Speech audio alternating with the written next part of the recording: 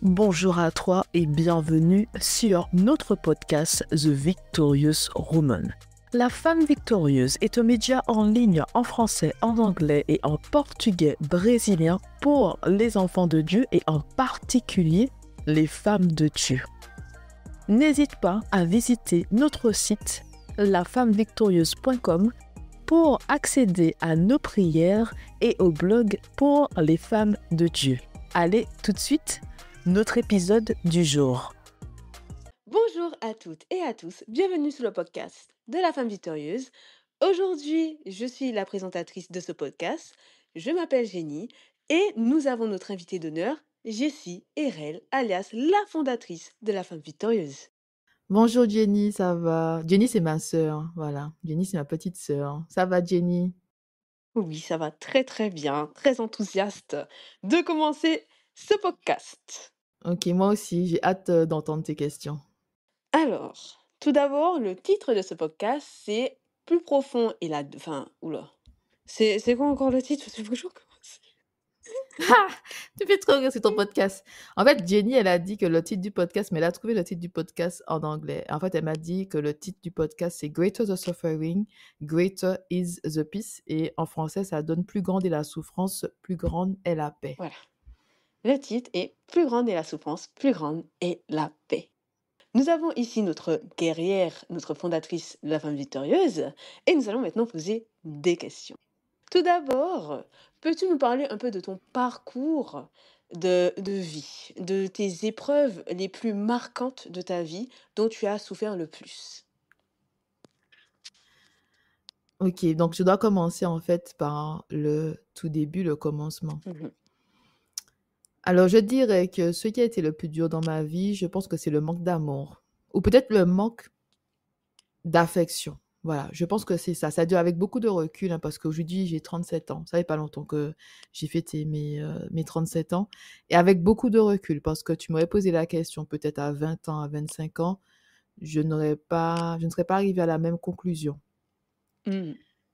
C'est aussi, en fait, la relation difficile, hein, avec mon père, je dirais. C'est-à-dire que c'était en fait compliqué parce que il était très sévère, très strict.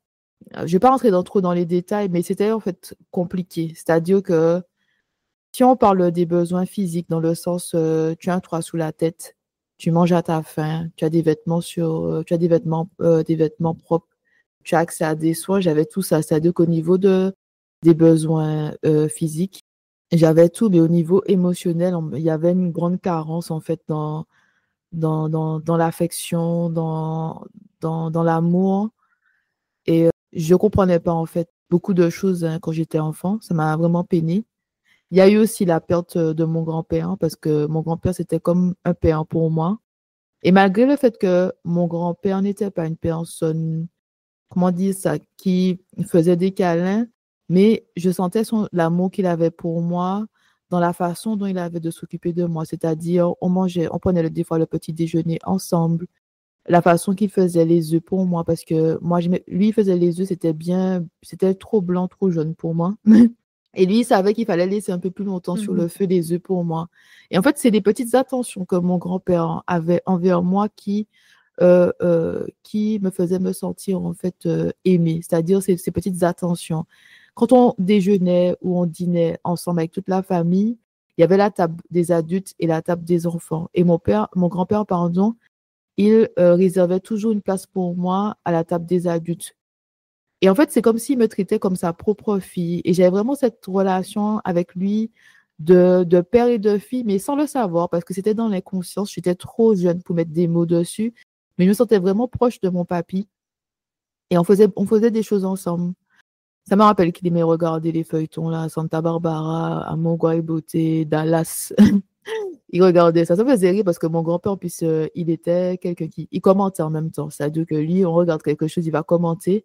Et ça nous faisait tous rire. Et il était vraiment dans son feuilleton, dans le feuilleton, en train de commenter Galileo, Galileo. Comme si on dit, je dis papi, mais la personne ne t'entend pas et tout. Et donc, quand il est mort, ça m'a fait un choc parce que la façon dont il est mort, ça m'a traumatisée. C'est-à-dire que mon grand-père, il avait un cancer, hein. Il a été admis à l'hôpital du Lorrain. L'ancien hôpital, je précise, hein, pas le nouveau, l'ancien hôpital. Mes parents m'ont dit que je ne peux pas aller à l'hôpital pour ne pas attraper des maladies, blablabla.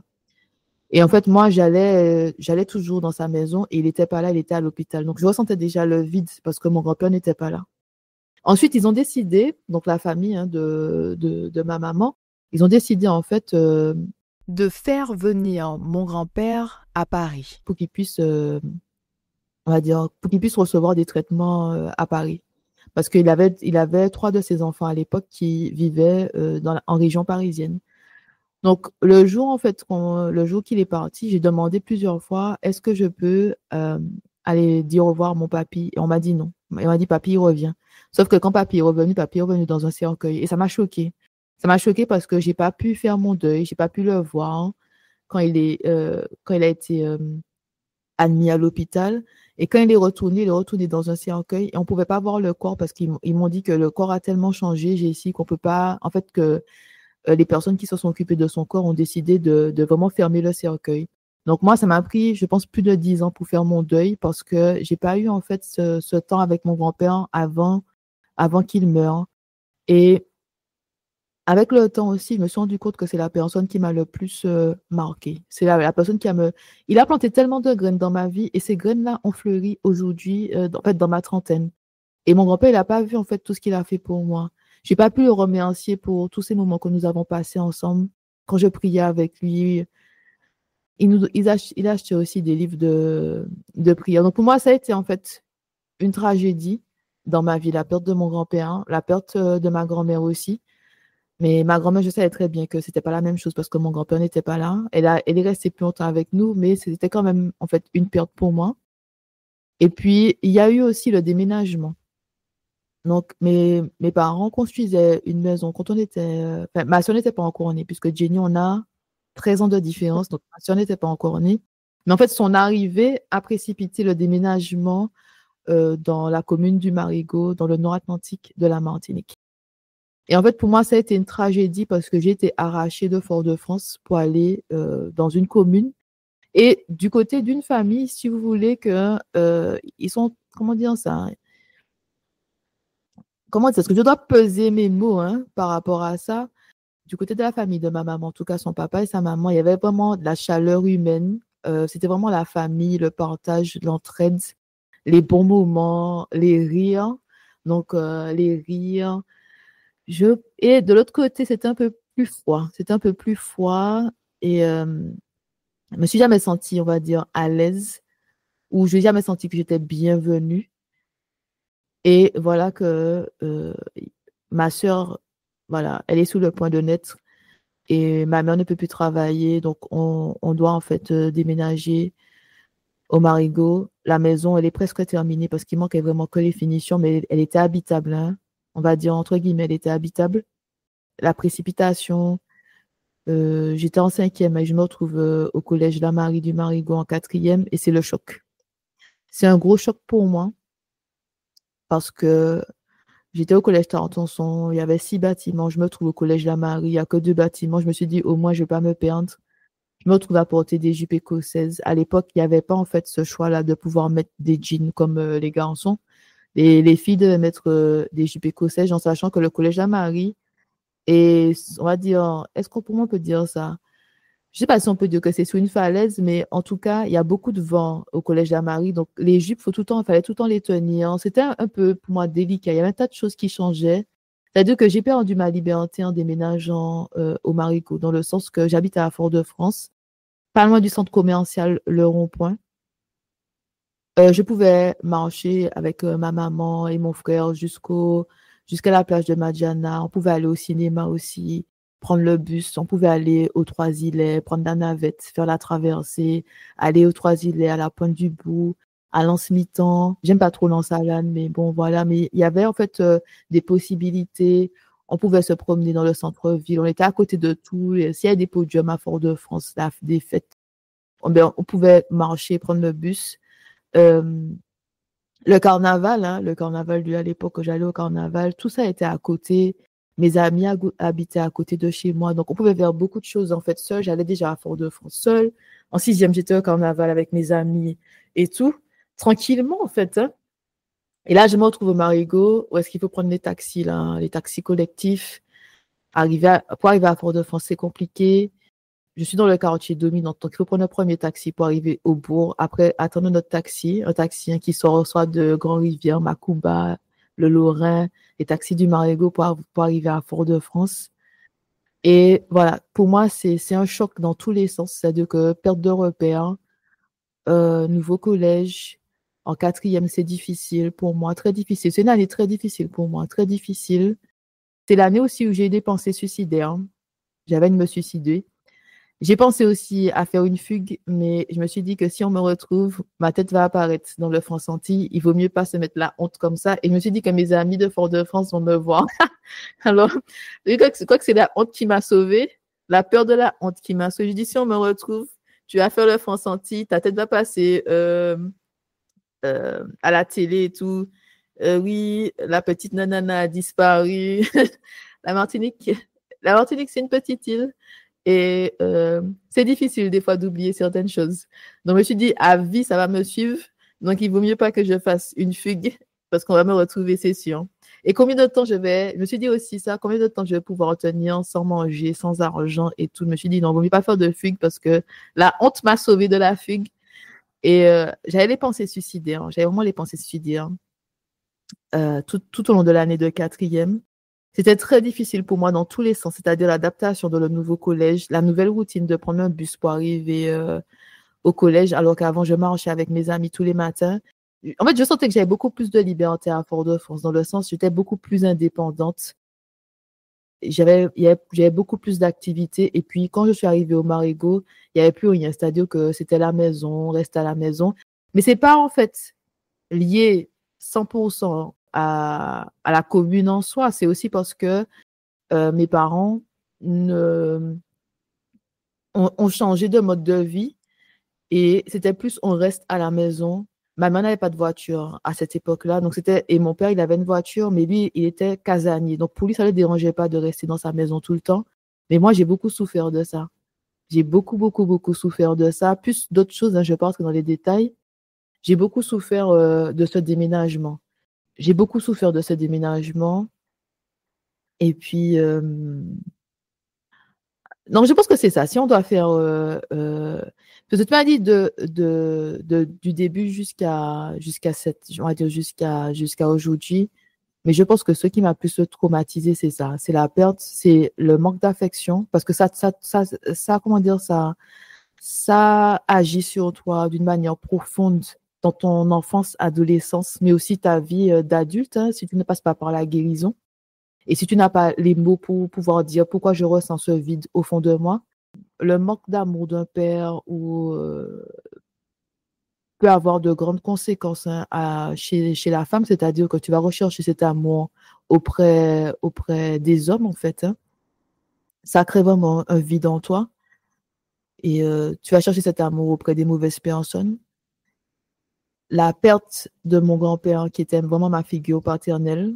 Mon grand-père, c'était vraiment le bon exemple, c'est-à-dire un homme marié, un homme qui s'occupait de son épouse, il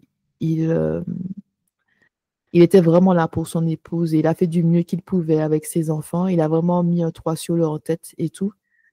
Un homme intègre, un homme juste, un homme qui a donné sa vie à Dieu, un homme qui mettait vraiment Dieu au centre de tout ce qu'il faisait. Un leader parce que c'est lui qui nous appelait quand on dormait chez lui. Le soir, il appelait tout le monde pour faire la prière. Il disait à tout le monde, venez, c'est le moment de prier ensemble. Donc, c'était vraiment l'homme de Dieu, l'homme qui craint Dieu, l'homme qui fait de son mieux pour plaire à Dieu. Je ne dis pas que mon grand-père était parfait, mais il faisait du mieux qu'il pouvait pour faire le bien autour de lui. Et toutes les personnes qui étaient à côté de lui, elles avaient en fait que des bonnes choses à dire de mon papy Michel. Ma grand-mère aussi. Ma grand-mère, elle a beaucoup souffert. Elle a eu beaucoup, beaucoup de souffrances et tout dans sa vie. Beaucoup de jalousie autour d'elle. Et je pense aussi que c'était dû au fait qu'elle était mariée avec papy. Et c'était un homme qui était bon pour elle. Et aussi, je pense que le fait qu'elle était je pense, une des plus claires dans la famille, en tout cas de son côté à elle, je pense que peut-être que ça a joué. Je pense, je ne suis pas sûre, je ne vais pas dire que je n'étais pas là avec elle, mais je pense que ça, à cette époque-là, en fait, ça a dû attiser les jalousies, qu'elle soit mariée, qu'elle ait un homme vraiment qui prenne soin d'elle. Le fait qu'elle était à l'époque claire de peau. Donc moi, c'est ma mamie. Mais mamie, c'était une chabine, hein, comme on dit en Martinique, vraiment chabine, très claire de peau, cheveux noirs, de longs cheveux et tout.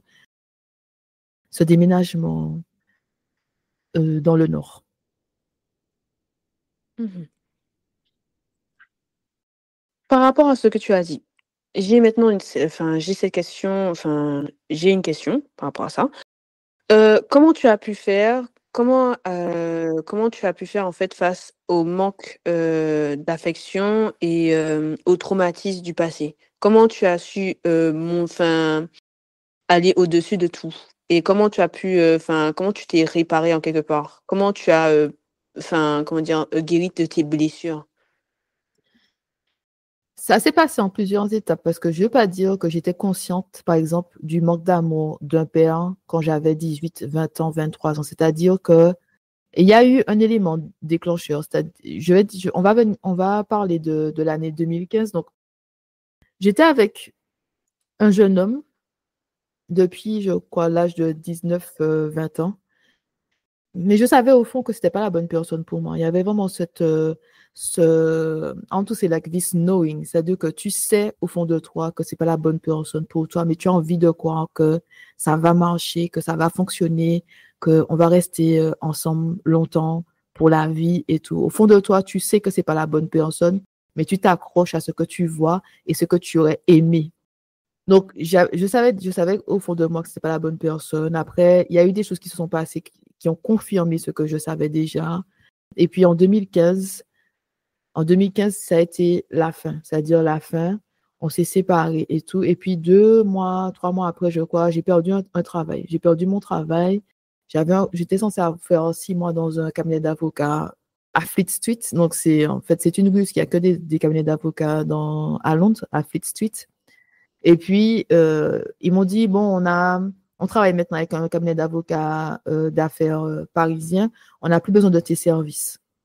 Et ça arrive souvent en Angleterre. C'est pas quelque chose qui est choquant parce que ça arrive souvent. C'est-à-dire que j'étais contractuelle. On m'a employée pour travailler sur un dossier anglais-français. Donc, j'étais juriste bilingue anglais-français. Et ils ont décidé, en fait, de faire appel à un cabinet d'avocats en France. Donc, ils m'ont dit, on n'a plus besoin de tes services. Mais moi, en fait, quelques mois avant ça, j'avais 2 propositions de travail, une proposition avec eux et une proposition avec un cabinet d'avocats américain. Et moi, j'ai choisi d'être fidèle, en fait, à ce cabinet d'avocats-là en restant avec eux au lieu de penser à ma carrière et de travailler pour le cabinet d'avocats américain. Donc, pour moi, en fait, c'est une douche froide parce que je me rends compte que dans le monde du travail, ben, la loyauté, ça n'existe pas. Que tu es en fait, je dis pas dans toutes les entreprises, mais moi, c'était ma conclusion après avoir travaillé dans différents cabinets, dans différentes entreprises et tout, que tu es juste un numéro et on peut te remplacer. C'est-à-dire qu'il n'y a pas en fait cette volonté, comment dire ça, d'investir dans l'employé pour que cet employé puisse se développer et apporter quelque chose à la compagnie sur le long terme. Parce qu'on investit dans la formation d'un employé, on investit avec, par exemple, le mentorship, c'est-à-dire que tu entoures cet employé-là de personnes qui peuvent l'aider à acquérir de nouvelles compétences. Et quand l'employé reste dans ton entreprise, tu vas, en fait, il y a retour sur investissement parce que l'employé est investi dans ton entreprise. OK? Il est investi, il y a un sentiment de loyauté. Et moi, ce que j'avais remarqué, c'est que j'avais une loyauté envers les entreprises, mais il n'y avait pas de loyauté envers moi. Donc, c'est comme si c'est une douche froide. C'est-à-dire que je me retrouve après 8 ans de relation seule. Ensuite, on me donne le coup de pied dans le travail. Et là, comme si dans ma tête, je me retrouve sans rien. Et je décide de rentrer en Martinique. Et puis, ma question était la suivante. Comment j'ai fait pour en arriver là? Pourquoi je suis restée tout ça de temps avec la mauvaise personne et qu'est-ce qui se passe avec ma carrière? Et en fait, ce qui s'est passé, cette tragédie dans ma vie m'a poussée à me poser les bonnes questions et à me dire qu'est-ce qui ne va pas avec moi? Parce que quand tu as été traumatisé dans ton enfance, abusé physiquement, émotionnellement, sexuellement, quand tu as été une victime de la négligence physique ou de la négligence émotionnelle. Donc, je rappelle que la négligence physique, c'est quand tes parents ne te nourrissent pas, ils te nourrissent pas, pardon, quand tes parents ne te donnent pas des vêtements propres et quand tu n'as pas accès à des soins, tu vas pas à l'école et tu n'as pas de toit sous ta tête. C'est de la négligence physique. La négligence émotionnelle, c'est quand tu n'as pas reçu d'amour, c'est-à-dire qu'il n'y a pas d'affection, tes parents ne te connaissent pas. Ils peuvent te payer tout ce que tu as besoin, mais ils ne sont pas attentifs à tes besoins émotionnels. Qui es-tu? Ils ne cherchent pas à te connaître. Ils te donnent pas de l'amour, il n'y a pas de tendresse. Donc, c'est la négligence émotionnelle. Donc, en fait, quand tu es comme ça dès l'enfance, tu as, comme on dit en anglais, coping mechanism. Ça veut dire que tu as en fait comment dire ça, des comportements, une façon de faire pour t'aider à faire face à ce manque. Ça devient en fait ton mode par défaut, c'est-à-dire que tu ne reçois pas, tu as une carence, si on peut dire ça, d'amour et d'affection. Tu apprends à vivre sans. Ça devient ton mode par défaut. Et tu continues à l'âge adulte avec ce mode par défaut parce que tu ne connais pas autre chose. Moi, j'avais pas conscience que ce manque d'amour m'avait autant affecté et que ça avait laissé un vide en moi. J'avais pas conscience, en fait, que au début de ma vingtaine, j'avais quand même ce problème de dépendance affective. OK? C'est-à-dire que tant que j'étais seule, tant que j'étais célibataire, je contrôlais tout.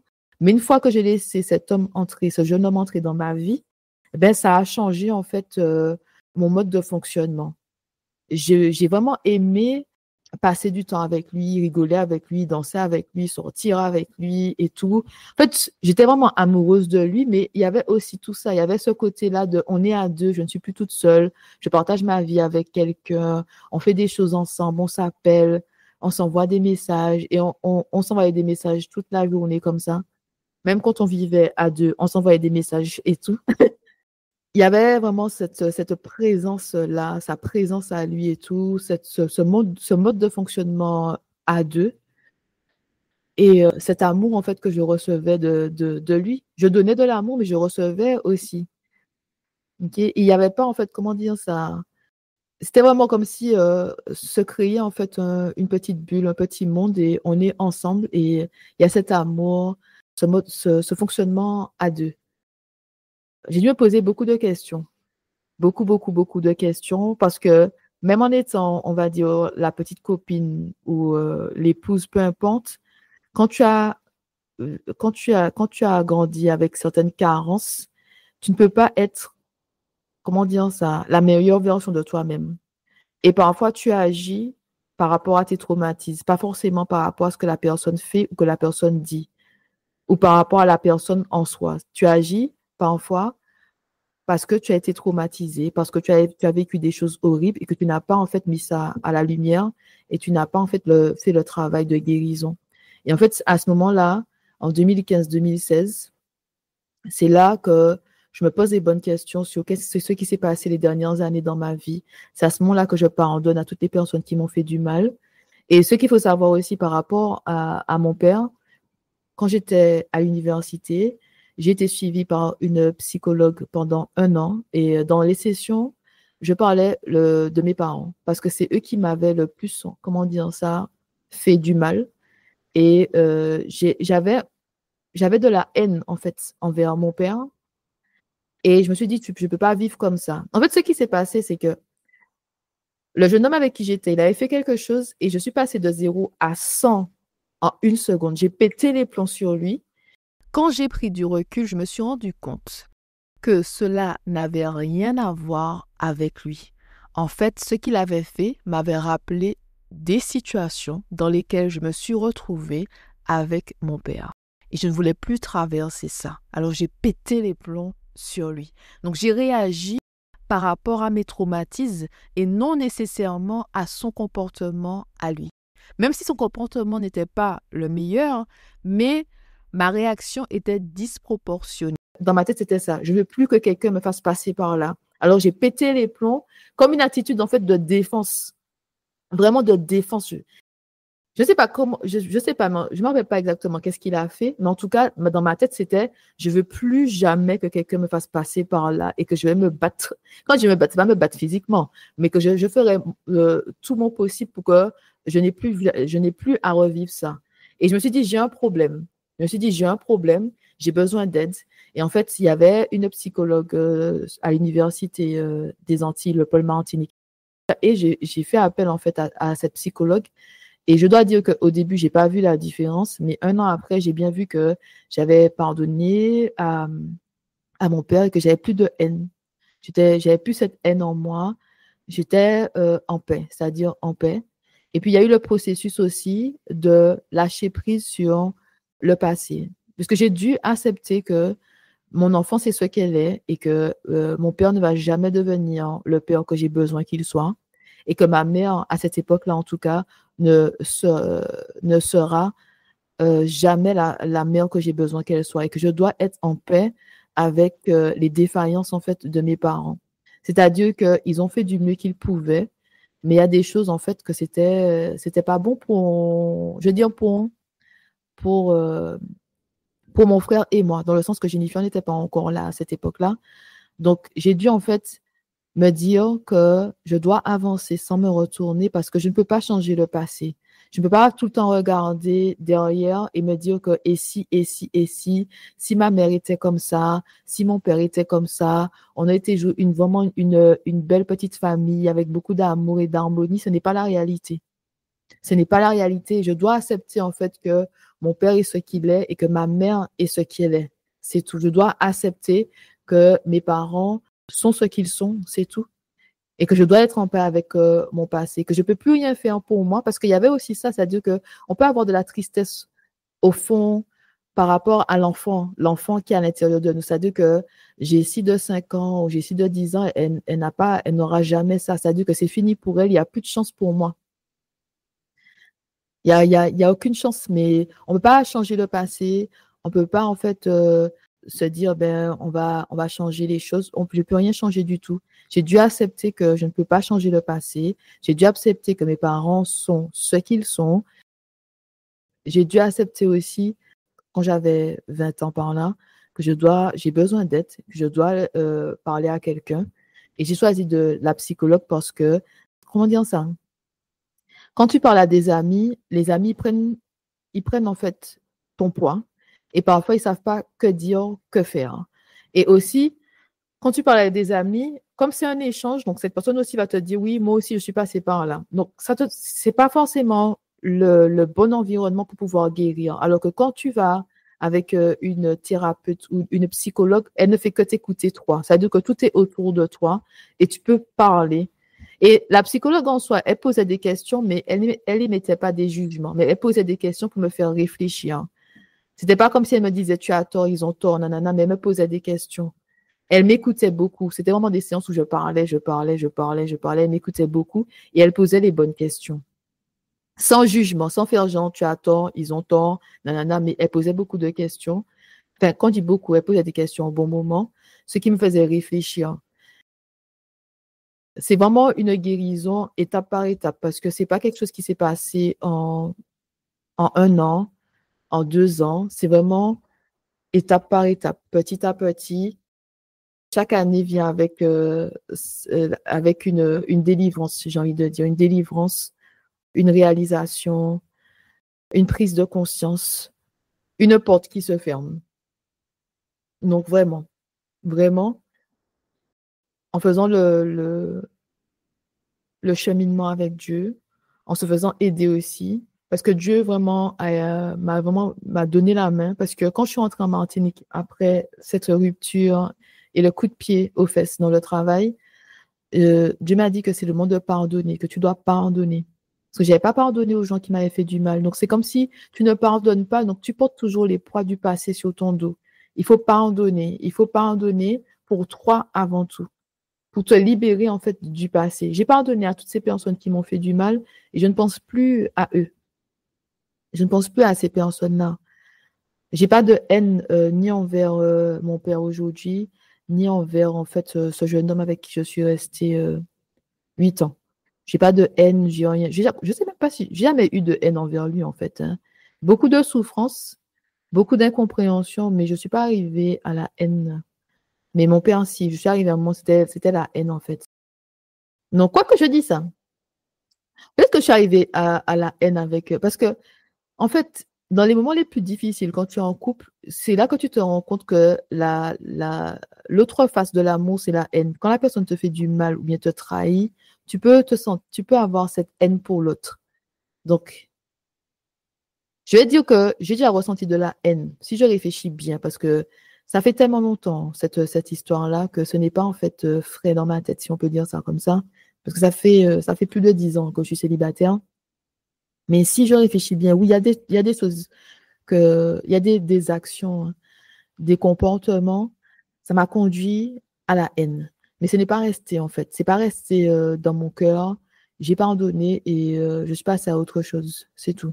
Et puis aussi de se rendre compte que il y a des gens que peu importe ce que tu fais, ce sera jamais assez pour eux. C'est-à-dire que tu as l'impression parfois que tu n'es pas assez, que le problème vient de toi, mais parfois c'est que tu es avec la mauvaise personne et que cette personne ne verra jamais ta valeur. C'est-à-dire que peu importe ce que tu fais, peu importe la femme ou l'homme que tu es, cette personne ne verra jamais ta valeur. C'est-à-dire que tu peux être un diamant, cette personne va te traiter comme une vulgaire roche ou encore une pierre. Et que tu peux te dire, ah, mais j'ai fait ça, je suis comme ça, nanana, mais pourquoi il me fait ça? Si moi je le traite bien, si moi je fais ça, mais c'est que cette personne ne te voit pas, en fait, ne voit pas ta valeur. Elle ne peut pas te traiter comme tu le mérites parce qu'elle ne voit pas ta valeur. Et si la personne elle-même a des problèmes et qu'elle ne gère pas ses problèmes, ça veut dire que ça va t'affecter toi dans le couple. Et si elle ne veut pas voir, OK, j'ai un problème avec moi, c'est-à-dire moi, j'ai eu cette pensée-là. Je me suis énervée sur lui, je suis passée de 0 à 100 en une seconde. J'ai dit, j'ai un problème avec moi, j'ai cherché de l'aide. Si l'autre personne ne se dit pas qu'il y a un problème avec moi, que je dois changer, mais tu vas passer ton temps à subir encore et encore. Tu seras dans une relation abusive, c'est-à-dire que cette personne va faire des choses, va venir te demander pardon, je suis désolée, excuse-moi, la personne se met des fois à genoux devant toi, tu es tout pour moi, tu es tout pour moi. 3 mois après, tu repasses par la même chose. Et cette personne va se faire pardonner encore, mais non, tu sais, cette fois-ci, je te promets, c'est la dernière fois. Et à force, en fait, de, comment dire ça, d'être trahi, d'avoir des souffrances intenses, hein, des souffrances intenses à cause du comportement de l'autre, par rapport au comportement de l'autre, la haine. Parce que tu aimes tellement cette personne, tu te dis, mais pourquoi tu me fais ça? Et après, il y a la haine et tout. Donc, des fois, il faut se rendre compte que cette personne-là n'est pas la bonne personne pour toi. Et puis, il est temps d'avancer. Il est temps comment dire ça, d'arrêter avec ça, de dire au revoir, je te souhaite le meilleur et ciao, ciao. Voilà. Il y a eu beaucoup, beaucoup, beaucoup de choses parce que Dieu, il a dû faire remonter beaucoup de choses que j'avais oubliées, que j'avais enfouies en moi pour que je puisse guérir. C'est-à-dire, c'est vraiment quelque chose avec Dieu parce qu'il y a des choses que tu oublies avec le temps, il y a des choses que tu mets de côté, il y a des choses que tu n'as pas envie de penser à ça. Mais c'est-à-dire que tu es brisé en 1000 morceaux, OK? Et tu avances comme ça en étant brisé. Tu avances tous les jours, tu te réveilles tous les jours en étant brisé et tu es entouré de personnes qui te brisent tous les jours parce que tu ne t'arrêtes pas et tu dis, Seigneur, aide-moi. Seigneur, aide-moi, je ne peux plus continuer comme ça, j'ai besoin de toi, je veux être entière. Et en fait, avec le temps, il y a eu en fait la guérison et il y a eu la restauration. Parce que ce qui est bien avec Dieu, c'est qu'il y a la restauration. C'est-à-dire que parce que là, j'ai fait vraiment un résumé de ma vie, hein. Il y a beaucoup plus de choses que ça. Mais par rapport au temps, par rapport à ce podcast-là, je ne peux pas entrer dans les détails et tout dire. Mais si je pense à tout ce que j'ai traversé, je ne devrais pas être là où je suis aujourd'hui. C'est-à-dire que c'est vraiment le Seigneur qui m'a donné la main. Et puis, il y a eu la restauration de Dieu. C'est-à-dire qu'aujourd'hui, je me sens bien dans mon corps et dans ma tête. Je n'ai pas de haine envers ces personnes-là. Je vis bien dans ma vie et je ne porte pas les poids du passé. Je ne porte pas le poids de ce qui s'est passé. Je ne porte pas le poids de ce que les gens m'ont fait. Je me sens bien. J'ai pardonné et je vais bien aujourd'hui. Merci beaucoup pour toutes ces explications sur la souffrance, la guérison, les blessures.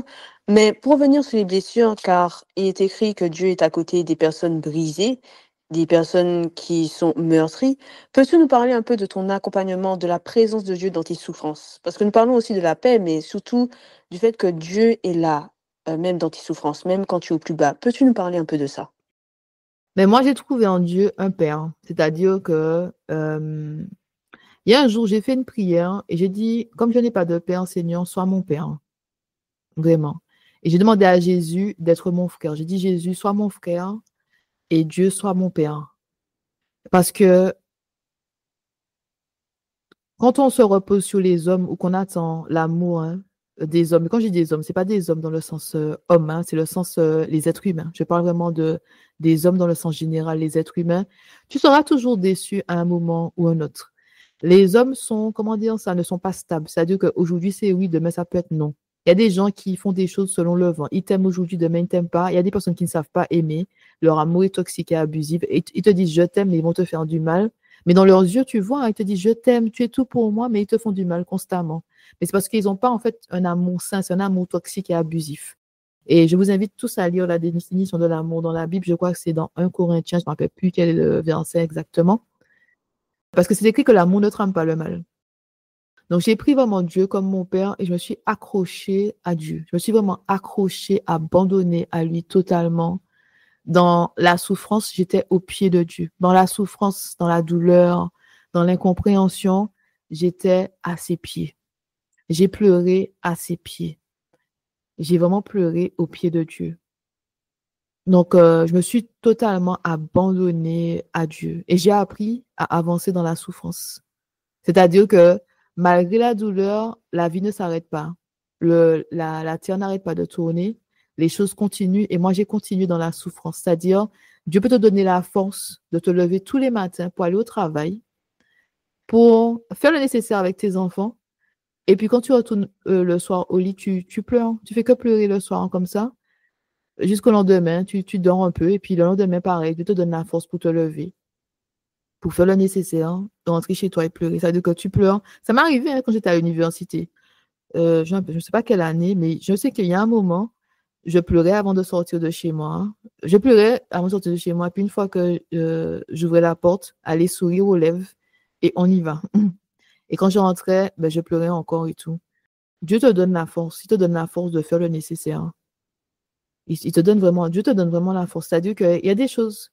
Tu peux te dire que c'est même pas humain ce que tu traverses et que c'est même pas humain d'être saine d'esprit avec ce que tu es en train de traverser, mais Dieu te donne la capacité de surmonter les défis, les obstacles, de pouvoir en fait faire le nécessaire dans la souffrance et dans la douleur, de pouvoir continuer à être là pour d'autres personnes pendant que toi, tu es vraiment à terre.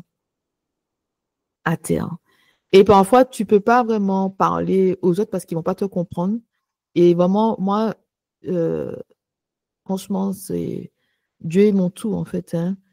Je dis toujours que les gens, ils savent pas, hein, mais pendant longtemps, c'était Dieu, moi, Dieu, moi et Dieu. Hein. Dieu a toujours été là pour moi. Il m'a jamais abandonné.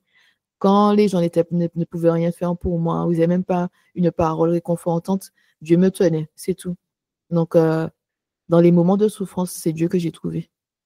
Dans la solitude, dans le fait de se dire que tes parents ne peuvent pas t'aider, ils ne peuvent pas te consoler, ils ne peuvent pas t'encourager, moi, j'ai trouvé Dieu. Pour moi, c'est Dieu. Dieu et moi et Dieu, Dieu. Aujourd'hui, je considère que Dieu est ma colonne vertébrale. C'est tout, ma colonne vertébrale. C'est lui qui te donne, qui me donne en tout cas la force qui m'a donné en tout cas la force de tout surmonter.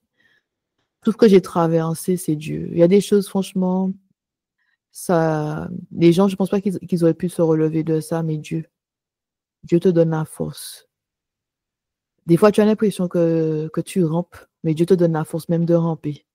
Tu es là, j'ai plus de force, il n'y a plus rien en moi, et Dieu te donne la force de chaque jour pour avancer. Est-ce que j'ai répondu à ta question, Jennifer? Jenny? Oui. Je vous le souhaite à toutes et à tous d'avoir vraiment Dieu pour colonne vertébrale et de ne pas oublier que parfois Dieu met des épreuves pour en fait que vous vous tourniez vers lui, pour que en fait vous fixez vos yeux sur lui et pas sur votre vie vous-même ou votre famille ou votre mari, mais vraiment avant toute chose sur lui.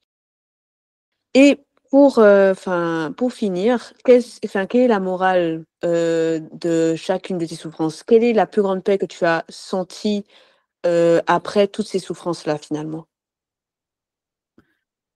Ben, en fait, j'ai eu, comment dire ça? Je ne sais pas si on peut dire révélation, mais j'ai compris que toutes mes souffrances étaient nécessaires.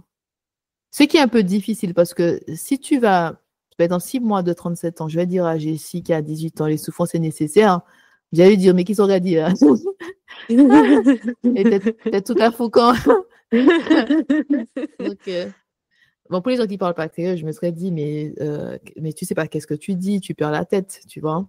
Parce que quand on parle de souffrance, c'est pas quelque chose d'agréable. C'est pas quelque chose que tu te dis, j'ai envie de traverser des souffrances. Non, même il y a des choses qui se passent dans ta vie, tu te dis, je ne méritais pas ça. Et c'est vrai qu'il y a beaucoup de choses qui sont passées dans ma vie, je ne méritais pas ça. Par contre, les souffrances m'ont préparée à être la femme que je suis aujourd'hui.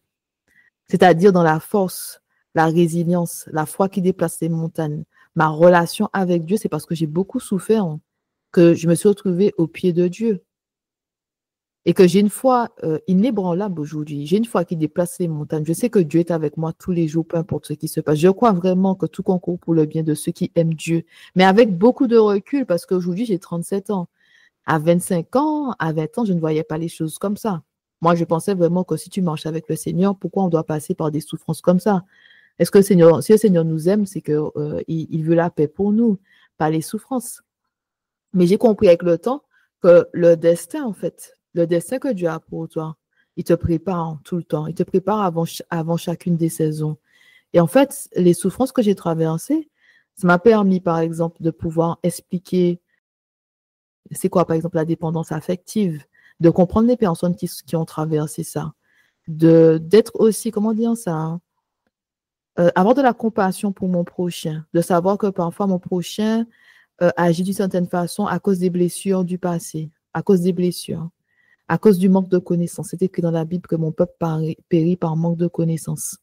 Par exemple, la relation avec ce jeune homme de 8 ans qui n'a pas été validé par Dieu, qui n'était pas approuvé par Dieu, ça m'a apporté beaucoup dans le sens connaissance.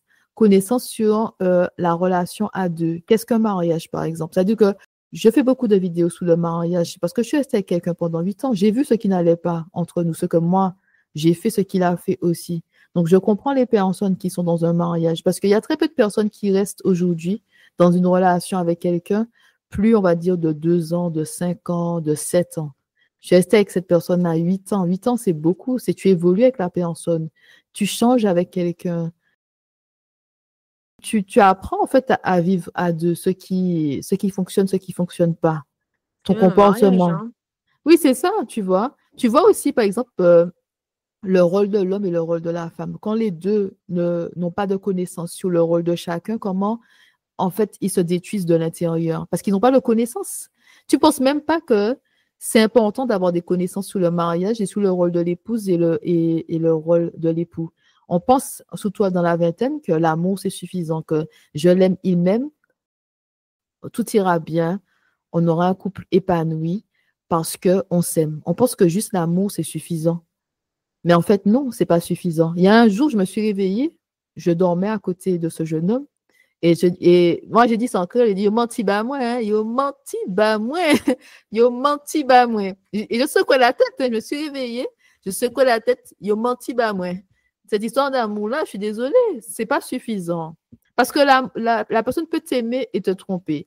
La personne peut t'aimer et te maltraiter. La personne peut t'aimer et te donner des coups et te dire que c'est pour ton bien que je fais ça parce que je t'aime. OK? Mhm. La personne peut t'aimer et prendre le contrôle de tes finances et te dire que c'est pour ton bien. OK? La personne peut t'aimer et ne pas être là pour toi, mais elle te dit je t'aime. Et dans ses yeux, tu vois que je t'aime, il n'y a que toi. Dans ses yeux, tu sens cet amour-là, mais par contre, la façon dont tu es traité, ça ne reflète pas en fait les paroles. OK? Chaque personne, quand elle rentre dans un mariage ou qu'elle commence une relation, elle vient avec des bagages. Si les bagages, si elle n'a pas fait le travail de guérison, de pardon, elle rentre avec des bagages. Si elle n'a pas eu ce renouvellement de l'intelligence par rapport au rôle de l'épouse, au rôle de l'époux, tu viens en fait avec des choses qui vont détruire ton mariage de l'intérieur à petit feu. Parce que tout beau, tout nouveau. Parce que quand tu commences une relation, tout le monde fait des efforts dans la relation. Tu as envie de plaire, mais c'est avec le temps, tu vois. C'est avec le temps que là, le marathon, parce que le mariage, c'est un marathon, c'est pas un sprint, c'est un marathon. C'est des efforts de tous les jours des deux côtés. Et parfois, il y a un des deux qui abandonne, qui veut plus faire d'efforts, qui fait genre, j'en ai marre, tu vois. Donc, Mhm. en fait, toutes ces souffrances-là étaient nécessaires. Toutes ces souffrances. Je pense même le déménagement, en quelque part, parce que si on réfléchit bien, dès mon enfance, je ne restais pas au même endroit. Donc, j'ai commencé ma vie au Lorrain, mes 3 premières années. Ensuite, ma mère a déménagé à Fort-de-France. Mon père est venu s'installer après avec elle et tout. Et j'ai toujours été entre Fort-de-France et le Lorrain, et un peu le Marigot, mais surtout le Lorrain. Ensuite, après ça, on a déménagé au Marigot. Moi, pour mes études, j'ai déménagé à Shellshire. J'étais à Pointe-de-Jam et à Plateau-Fofo. Après, ma mère, elle s'est séparée et j'étais à Fort-de-France avec elle. Ça veut dire que quand j'ai analysé les choses, je me suis dit, depuis longtemps, je bouge en fait. Depuis longtemps, je suis toujours entre plusieurs villes ou entre plusieurs pays. Ça veut dire que dès mon enfance, il y avait déjà, en fait, on va dire, des indices par rapport à mon destin. Là, cette capacité de m'adapter dans tous les pays, ok, de m'adapter dans différents environnements. Après ça, je suis partie à Aix-en-Provence. Je suis revenue en Martinique. Je suis allée m'installer en Angleterre. J'ai vécu 4 mois à Nice. Je suis retournée en Angleterre. OK? Et après ça, depuis fin 2023, je voyage. Mais en fait, j'ai vu vraiment que Dieu nous prépare dès l'enfance au destin qu'il a pour nous. Mais encore faut-il suivre le Seigneur et être sur le chemin qu'il a tracé pour nous. C'est-à-dire que vraiment, il y a un lien qui est gâché. Et puis, il y a un verset qui m'a particulièrement touché, c'est que la fin est meilleure que le début. Mhm. Et j'ai vraiment senti qu'aujourd'hui, comme j'ai traversé ce que je devais traverser avec Dieu, comme j'ai la connaissance, la sagesse, je me sens beaucoup mieux dans ma vie. C'est-à-dire que j'ai vraiment une grande paix dans ma vie. Là où j'étais dans une famille dysfonctionnelle et là où je suis aujourd'hui, personne n'aurait pu prédire ça, que j'allais devenir cette femme-là. Je suis la première, et peut-être que je suis la seule, mais ça, je ne sais pas parce que je pense que je suis toujours la seule à avoir fait des études guidée par Dieu parce que c'est pas ce que je voulais faire là-bas. Je voulais faire un BTS et puis finir avec ça, aller travailler. C'est sûr que je suis la personne dans ma famille qui a le plus voyagé, qui parle le plus de langues, qui a accompli le plus de choses. Ça, c'est une réalité. C'est pas dans le sens, je me vante, ce sont des faits. Ça, c'est vraiment des faits sur le papier, ça donne ça. Mais qui aurait cru?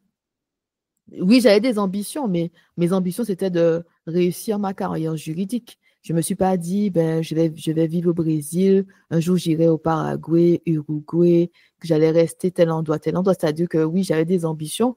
Ambition peut-être de parler anglais, parler espagnol, ambition de réussir ma carrière au niveau international, de pouvoir faire des allers-retours entre la Martinique et puis, je sais pas, l'Angleterre peut-être, mais je ne voyais pas les choses comme ça. Je ne voyais même pas, en fait, même avoir un ministère, la femme victorieuse. Ça, c'est clair et net que ce n'était pas dans mes plans. Je ne me suis pas dit, un jour, je vais partager la parole de Dieu. Et à l'époque, quand je faisais mes études, les réseaux sociaux, comme on le connaît aujourd'hui, ça n'existait pas. Ça, donc, il y avait Facebook. Mais on ne voyait pas des gens qui parlaient de Dieu sur Facebook et tout. C'était vraiment des pasteurs. Donc, en fait, il n'y avait même pas cette vision-là de se dire, un jour, je vais servir le Seigneur sur les réseaux sociaux, avoir un ministère en différentes langues pour pouvoir édifier le peuple de Dieu. Il n'y avait pas ça en moi. Moi, ce que je voyais, c'est réussir ta carrière juridique. Et par la suite, peut-être avoir une entreprise pour avoir plus de liberté. Mais je ne voyais pas les choses comme ça. Et il y a même ça aussi, ça dit que Dieu doit renouveler ton intelligence pour que tu puisses te dire que je peux accomplir certaines choses. Parce que tu peux te limiter par rapport aux personnes qui sont autour de toi. Personne dans ta famille n'a étudié, personne dans ta famille n'est sorti du pays, personne dans ta famille, blablabla. Tu peux te limiter par rapport à ce que tu vois. Tu te dis que eux, ils n'ont pas fait, alors pourquoi moi? Et les gens de ta famille peuvent te dire ça. Tu te prends pour qui?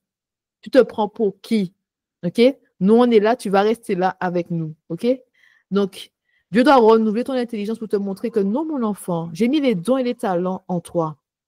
Ce désir de parler plusieurs langues, depuis le lycée, depuis le lycée, j'ai écrit sur plusieurs de mes agendas parler anglais, espagnol et portugais. Mais il y a des fois, il se passe des choses dans la vie que tu oublies même en fait ce que Dieu a placé dans ton cœur depuis l'enfance. Parce qu'il y a eu des déceptions, parce que selon toi, tu as mal commencé ta vie, ou que tu as fait des choses que tu n'aurais pas dû, donc tu te sens plus digne. Tu te dis, je ne me sens pas digne pour pouvoir servir le Seigneur, faire ce qu'il m'appelle à faire, être positionné là où il veut que je sois. Parce que tu te dis que j'ai fait des erreurs. Et même dans ça, comprendre aussi se pardonner, parce que j'ai dû me pardonner. J'ai dû me pardonner de mes péchés, pardonner d'avoir fait des choses contre Dieu parce que je ne savais pas. J'ai grandi dans une famille où il y avait la présence de Dieu, mais il y avait un manque de connaissance aussi. Et quand il y a un manque de connaissance, ça veut dire qu'il n'y a pas cette guidance dont tu as besoin. Tu essayes, tu fais des choses en pensant que c'est bon, tu fais des choses avec de bonnes intentions, mais ce n'est pas forcément à la gloire de Dieu. Donc, il faut même se pardonner. Seigneur, pardonne-moi parce que j'ai fait ça et je sais aujourd'hui que c'était contre toi, que ce n'était pas à ta gloire. Il y a vraiment ce cheminement qui prend du temps pour arriver à, on va dire, à cette terre promise. La terre où tu vas recevoir le lait et le miel, où tu auras cette paix intérieure. Parce que moi, j'ai la paix aujourd'hui. Et c'est en fait, c'est ce titre-là que Jenny, elle a choisi. Donc, plus grande est la souffrance, plus grande est la paix. Donc, en fait, plus la souffrance est profonde, plus la paix qui suit est puissante. C'est-à-dire que je me sens vraiment en paix. Je suis entourée des bonnes personnes aujourd'hui. Aussi, le Seigneur m'a donné la capacité contrebalancer la force que j'ai en moi, ma détermination, cette force-là avec l'amour, la modération, si on peut dire ça comme ça, et la fermeté. C'est-à-dire que oui, je veux le bien. Je veux le bien pour mon prochain, mais il faut toujours avoir un équilibre entre mes besoins et les besoins du prochain. Et pas tout le temps, en fait, parce que tu veux tellement que les gens soient bien, donc tu te donnes totalement, tu donnes ton cœur, ton rein, tu donnes tout et tu n'as rien pour toi. Tu respires même pas, tu n'arrives même pas à respirer tellement que tu donnes aux autres. Donc, ou bien mettre l'accent sur cette force-là, cette femme-là, ok, qui est de caractère, mais tu n'arrives pas à exprimer ton amour, tu n'arrives pas à montrer cette tendresse-là. Et Dieu t'apprend en fait à balancer, à équilibrer, pardon, parce qu'en anglais c'est tout balance, à équilibrer en fait différentes parties de toi. Vraiment, pour que tu sois la femme qui t'appelle à être. Parce que je crois vraiment que pour nous les femmes, on est toutes des femmes du Proverbe 31 en devenir. Mais par contre, c'est un cheminement, c'est une transformation sur le temps. Le Seigneur polit le diamant tous les jours pour que tu puisses devenir la femme du Proverbe 31. Merci beaucoup pour ces paroles de sagesse, remplies de sagesse. Quels conseils aimerais-tu donner pour ceux et celles qui passent en ce moment dans des épreuves remplies de souffrance? De s'accrocher à Dieu, c'est tout. S'accrocher à Dieu, louer le Seigneur, prier et demander à Dieu la force de chaque jour. Parce qu'il y a des choses qui sont tellement difficiles et qu'on ne comprend pas. Ça dure des années. Moi, je me souviens, par exemple, Dieu m'avait positionné dans un logement que je n'aimais pas du tout. Et j'en pouvais plus de vivre en Angleterre. J'en pouvais plus de vivre à Londres. Je me sentais oppressée avec cette vie-là qui ne me correspondait pas. J'avais juste une envie, c'est de rentrer en Martinique. Je ne comprenais pas pourquoi Dieu, il n'ouvrait pas cette porte-là pour que je puisse entrer en Martinique. Et j'ai dû prier tous les jours, louanges, sermons, parler à Dieu pour pouvoir avoir la force de tenir. Et par exemple, si on pense à Joseph, tout d'abord, premier traumatisme, il est vendu par... Ses frères veulent le tuer, tout d'abord. Il a dû entendre que mes frères essaient de se débarrasser de moi, de me tuer.